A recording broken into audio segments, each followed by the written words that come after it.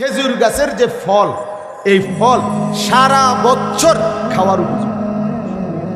খেজুর শীত, গরম, রোদ, বৃষ্টি, সিজন, আনসিজন, সারা বছর খেজুর এমন এক ফল যেটা সারা বছর জমা রাখা যায়, সারা বছর খাওয়া যায়। আপেল সম্ভব, মালটা সম্ভব, ওটি সব সিজনে আইয়ে সিজনে যায়, কিন্তু খেজুর এমন এক ফল যেটা সারা বছর চলবে। সুবহান।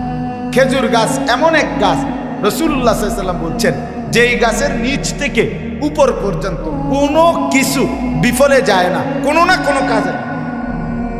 এইবার এটারে ইমানদারের সাথে মিলান।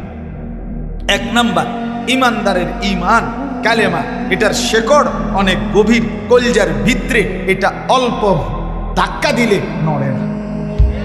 যে প্রকৃত মুমিন, যে প্রকৃত, অসংখ্য জুলুমের পরেও সে হেরে যায়, তার ইমান ছাড়ে না। ইমান, হযরতে বেলাল ইমান ছেড়ে দিছিল, কথা বলেন না, এটা গভীর, এটা শেকড়। দুই নাম্বার, খেজুর গাছের কাণ্ড মাটির থেকে একটু উঁচা, মানে পবিত্র থাকে, পরিচ্ছন্ন থাকে। ইমানদার তার জীবনটা পবিত্রতা এবং পরিচ্ছন্নতার মধ্যে কাটাইতেই পছন্দ করে। এই জন্য ইমানদারের উদাহরণ খেজুর গাছের মতো।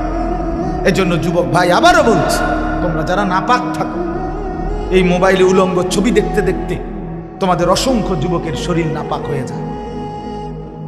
হাতকে অপবিত্র নষ্ট করো, জিনার ব্যভিচারের স্বপ্ন দেখো।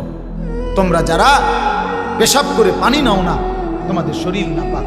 এটা কোনো মুমিনের চরিত্র হইতে পারে না, এটা মুমিনের দেহ হইতে পারে না, এটা মুসলমানের পরিচয় হইতে পারে।